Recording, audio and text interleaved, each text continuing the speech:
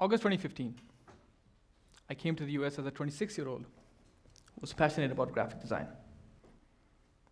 The only reason why I came here was to learn more about graphic design from a global perspective. As opposed to the popular belief, I did not come here to steal anyone's job.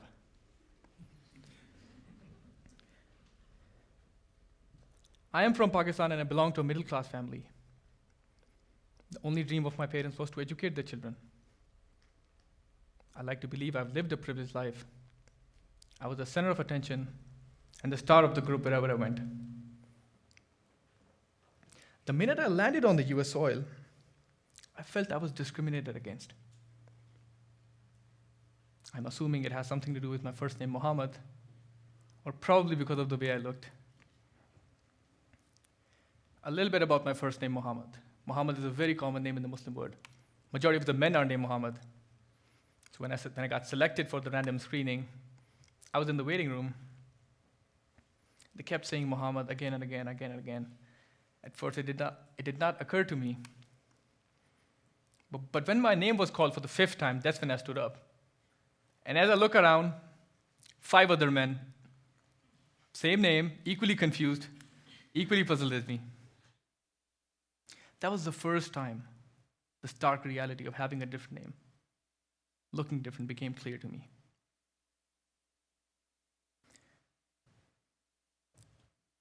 On my flight from Abu Dhabi to Chicago, the seat next to me was taken by a student from India.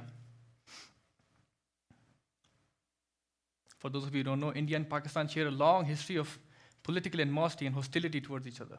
It is because of a partition that happened in 1947. That partition broke a country into 2 countries, which are now known as India and Pakistan. Since then, both the countries have been at wars. They've thrived on political propaganda against each other. The history books are distorted to make the other country look like the bad guys. I had never met an Indian in my entire life. That was the first time I saw an Indian. So I was guilty of putting him in a box based on what I had learned, known, read all my life. But the minute I decided to disregard that box and engage in a conversation, that's when I got to know we were more similar than different. We spoke about cars, we spoke about movies, we spoke about food, and by the end of the flight, we became friends. Fast forward my first 72 hours in the US, and I get my first bad haircut experience. While having a haircut, the lady asked me a question. The question was, "So, when did you come from Mexico?" Funny, right? At first, I didn't realize it was an offensive question. I didn't realize she was racially profiling me. But then I thought to myself, just like me, she was equally guilty of putting me in a box. And based on that box, she will determine how to interact with me. The minute I told her I was not from Mexico, but I was from Pakistan, she was at loss of words. She did not know what to say. Reason being, she did not have enough information about Pakistan to form an opinion. By the way, I call it a bad haircut experience not because of the questions she was asking, because of this. Yeah, I looked like a spaz back then. Now, coming back to the very first cliched statement that I quoted, that they steal our jobs. I swear if I got $1 for every time I've heard that statement, I would not need the job that I'm accused of stealing. This is not true, as most of these information is based on false lies and misinformation. This is all negative propaganda, which eventually leads to a vacuum that gets created in our head. And eventually that vacuum gets filled with hate and bigotry.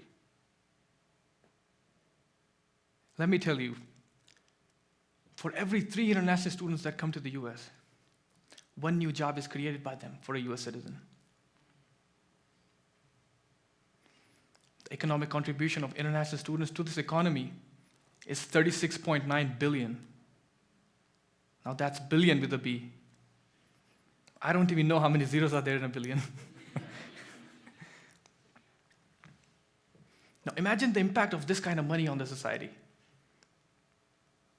Apart from the economics, it's a cultural value, the social value, the technological, the intellectual value that they bring. Funny thing, none of us present here hate hummus, tacos, burritos, dumpling, naan bread, mango lassi, you name it. We all love driving European cars. But sadly, we don't share the same sentiments when it comes to people who brought these amazing, amazing things to us. So all of these things happening around me got me thinking, what can I do on my part to counter this hateful rhetoric that was being spread around?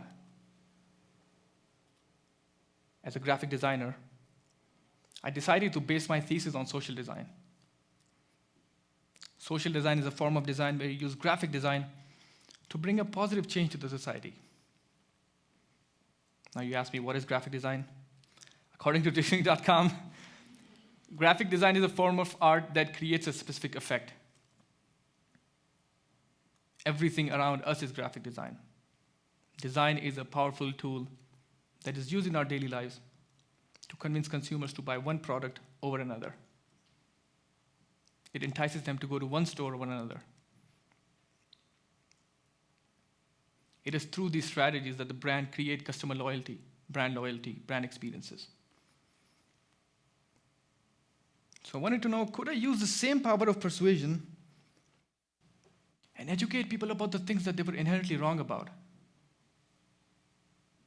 Could I use design to point them towards the direction of enlightenment? Because politicians and governments are either incapable or inept of solving and addressing most of the issues that we are facing today.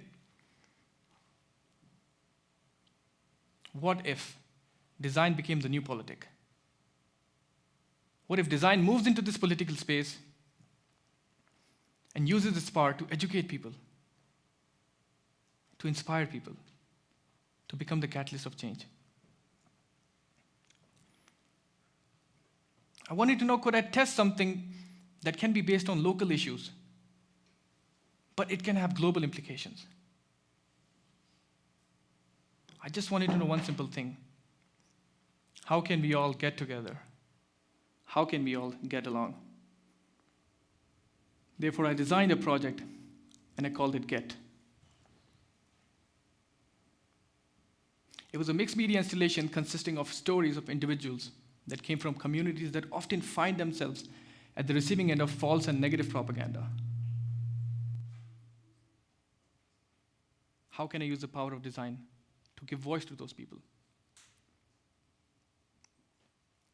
I recently had an exhibition which was a huge success.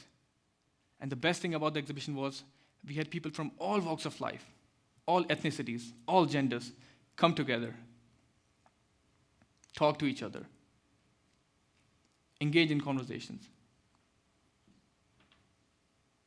Life-size portraits were put on display along with QR codes and sound, creating a mixed media installation experience for you to come there and look at them, hear their stories, look at what they have to say. When you look at their pictures, when you look at them, you might have an opinion about them based on the visual cues you get from them. Based on the visual cues, you might try to put them in a box. You might try to think that they belong to a certain group based on how they look like. But the minute you listen to their stories, it destroys that box. It makes you realize that there is another perspective to this world. Looking at the world from the perspective of others. And in my opinion, that's exactly what we need in this world today. Looking at the world from the perspective of others. And as an American, I can't even imagine growing in any other country because this is my country. I was born and raised here. So I needed to honor that. I needed to honor the fact that I had the liberty and freedom to express my opinions, that I had the liberty as a woman to go to school, to pursue the dreams that I wanted to, things that my mom did not have an opportunity. I had an opportunity to move up in life, and I needed to honor that. And I needed to honor the sacrifices that soldiers made in the past for that, because everybody believed in this American dream in a country like the United States, and they gave their lives for it. And I thought that that was the best way for me to honor her sacrifice, honor the previous soldier's sacrifice, and honor the help that my mentor gave me in high school. And luckily, I got accepted into West Point, which is a great achievement in itself. My mom was scared for me. At 18, I didn't realize why. I was just like, I'm going to make the world different, and I'm going to make it better, and I'm going to go, and we're going to make this work. So I went to West Point, and that was a culture shock. That was the biggest culture shock I've ever had, because now I was a triple minority. I was female, I was Hispanic, and I was a first-generation American, zero attachment to the military. So yeah, the first year was really, really rough. You can ask any of my classmates, I probably looked like a spaz and hair all out of place and everything. But in all honesty, it was a blessing, and I learned a lot, and I became stronger in that organization and in that place. And the one thing that I did learn there that maybe molds how I talk to people now is that we all come from different communities, and we're raised with different perspectives and biases. And the biggest thing that we need to do is communicate. I would say that they're still subtle. That was Gracilia Orantes. She's an Army veteran and currently a student at Iowa State. You can listen to her whole story at projectget.net. I aim to make this project a mobile exhibition, something that I can take to different campuses, different cities across the country. If people cannot come to the exhibition, we can take the exhibition to the people. I encourage you all to befriend people from different communities that are different than yours, people of different cultures, different languages, different ethnicities, different races. Get to know them, befriend them, get first-hand experience, and do not believe in the negative propaganda that's becoming more and more normalized these days. If I can get rid of the box, so can you. So when the next time when you look at someone, ask yourself, are you treating them differently because of the way they look, or the language they speak, or where they come from, what religion they are? Are you trying to put them in a box? If the answer is yes, that's when you stop. You might have an opinion about a group based on what you had known all your life. But we all need to get rid of the box. When you get to know someone, that's when you get to know the real story. And it's because of that misinformation, because of that false information, or fake news, you might want to call it. There's a vacuum that gets filled with hate, bigotry, racism. Ladies and gentlemen, this might be the most hippiest thing I've ever said. But whenever there's a war between love and hate, love always wins. Let's unlearn the practice of judging a book by its cover. Let's make sure we are on the right side of history. Let's all get together.